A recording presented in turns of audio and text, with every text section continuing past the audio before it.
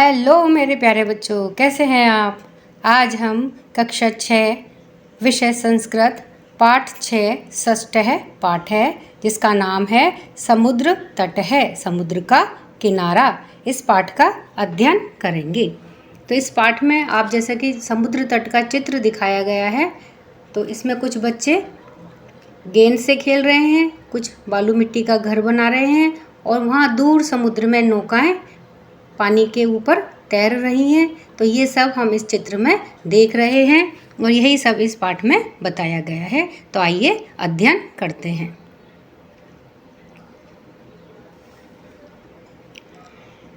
एष है समुद्र तट है, एष है यानी यह, समुद्र तट है यानी समुद्र का किनारा या समुद्र तट, यह समुद्र तट है। अत्र जनाः पर्यटनाय आगच्छन्ति, अत्र यानी यहाँ, जनः यानी लोग, पर्यटनाय यानी घूमने फिरने के लिए, पर्यटन के लिए, आगच्छन्ति आते हैं, यहाँ लोग घूमने फिरने के लिए आते हैं। केचन तरंगई क्रीडन्ति, केचन यानी उनमें से कुछ, तरंगई यानी तरंगों के साथ, क्रीडन्ति यानी क्रीड़ा करते हैं, खेलते हैं, उनमें से कुछ तरंगों के साथ खेलते हैं। केचन च नौका भी जल विहारम कुर्वन्ति, केचन च और उनमें से कुछ, नौका भी नावों के साथ, जल विहारम जल में विहार, कुर्वन्ति करते हैं, जल में विहार मतलब जल में नौका से विहार करते हैं, उनमें से कुछ लोग नौका से जल में विहार करते हैं। तेषु केचन कंदुकेन क्रीडन्ति, तेषु उनमें से, केचन कुछ लोग, कंदुकेन क्रीडन्ति, कंदुकेन कहते हैं गेंद को, क्रीडन्ति खेलते हैं, उनमें से कुछ गेंद के साथ खेलते हैं। बालिकाः बालकः, बालकाः च बालुकाभिः बालुकागृहं रचयन्ति, बालिकाः यानी बालिकाएं, बालकाः यानी लड़के, च और बालुका भी यानी कि बालू के साथ, बालू मिट्टी जो होती है उसके साथ, बालू का गृहम यानी मिट्टी का घर या मिट्टी का घरौंदा, रचयन्ति बनाते हैं। तो बालिका यानी लड़कियां, बालका यानी लड़के, बालू मिट्टी के साथ बालू का घर बनाते हैं। मध्य मध्य तरंगा बालू का गृहम प्रभायन्ति, मध्य मध्य यानी बीच बीच में, तरंगा यानी तरंगे, बालू का गृहम यानी कि मिट्टी के घर या मिट्टी के घरौंदे को, प्रभायन्ति बहा ले जाती हैं। तो बीच बीच में तरंगे बालू का गृहम बालू के घर उनको बहा ले जाती है। ऐसा क्रीड़ा प्रचलित एव, और ऐसा यानी इस प्रकार की यह क्रिया, क्रीड़ा यानी क्रिया, प्रचलती एव चलती रहती है, लगातार चलती रहती है। समुद्र तटः न केवलं पर्यटन स्थानानि, समुद्र तटः समुद्र के तट, समुद्र के किनारे, न केवलम नहीं केवल, पर्यटन स्थानानि ये केवल पर्यटन के स्थान नहीं हैं। अत्र मत्स्य जीवन है अपि स्वजीविकाम चालयन्ति, अत्र यानी यहाँ मत्स्य जीवन है यानी कि मछलियों के ऊपर अपना जीवन यापन करने वाले अर्थात मछुआरे, अपि भी स्वजीविकाम, स्व यानी अपनी, जीविकाम यानी जीवन चलाना, चालयन्ति चलाते हैं यानी कि अपनी जीविका चलाते हैं। तो यहाँ पर मछुआरे भी अपना जीवन चलाते हैं। अस्माकं देशे बहवः समुद्र तटः सन्ति, अस्माकं हमारे, देशे देश में, बहवः यानी बहुत सारे, समुद्र तटः समुद्र तट, सन्ति यानी है, हमारे देश में बहुत सारे समुद्र तट हैं। एतेषु मुंबई, गोवा, कोच्चि, कन्याकुमारी, विशाखापत्तनम, पुरी तटः अतीव प्रसिद्धः सन्ति, एतेषु उनमें से, मुंबई, गोवा, कोच्चि, कन्याकुमारी, विशाखापत्तनम, पुरी तटा पुरी का तट, अतीव प्रसिद्धः सन्ति बहुत अधिक प्रसिद्ध हैं। गोवा तटः विदेशी पर्यटकेभ्यः समाधिकं रोचते, गोवा का तट, गोवा का जो समुद्र तट है विदेशी पर्यटकों के लिए सम अधिक रोचते, बहुत अधिक रोचक है, बहुत अधिक उन्हें पसंद है। विदेशी पर्यटकों के लिए गोवा का समुद्र तट बहुत अधिक रुचिकर है।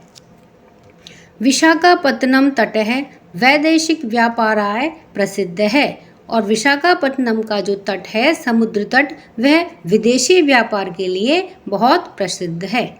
कोची तट है नारिकेल फलेभ्यः ज्ञायते, कोची तट जो कोची का समुद्र तट है वह नारिकेल होता है, नारियल, फलेभ्य फलों के लिए, ज्ञायते जाना जाता है।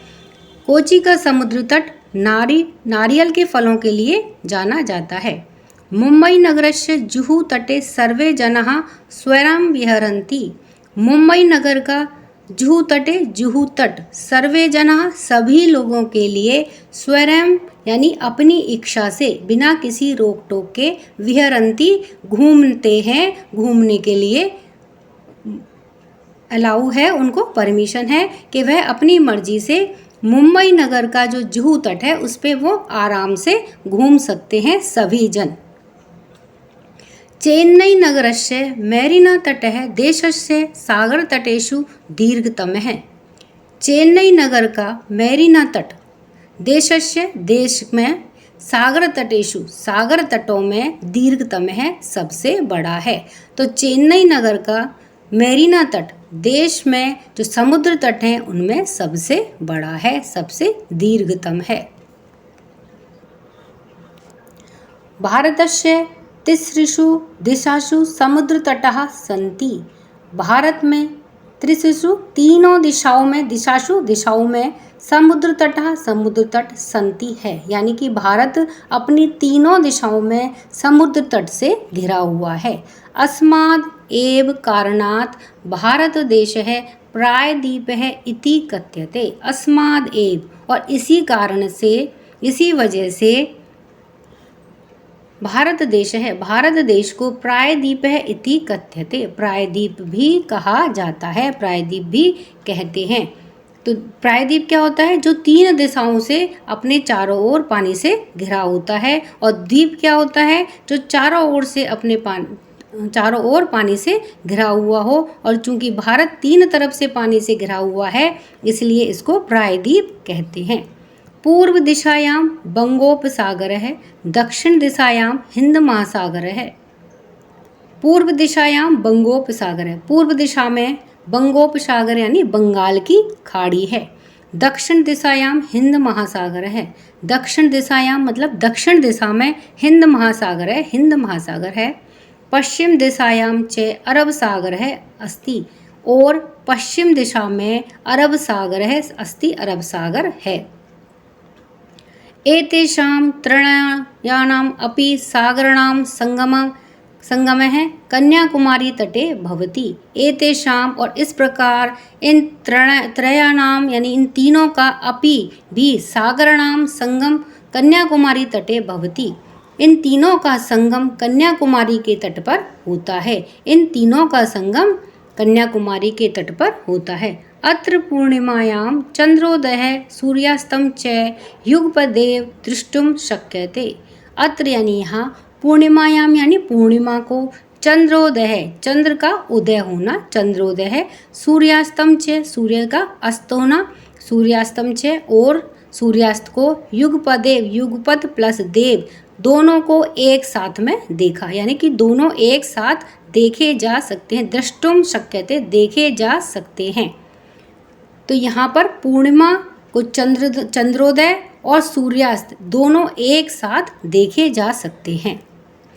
तो इस तरह से ये हमारा पाठ पूरा हुआ। उम्मीद है बच्चों आपको ये अच्छा लगा होगा, समझ में आया होगा। वीडियो पसंद आया है तो वीडियो को लाइक करें, शेयर करें। चैनल पर नए हैं तो चैनल को सब्सक्राइब करना ना भूलें। धन्यवाद।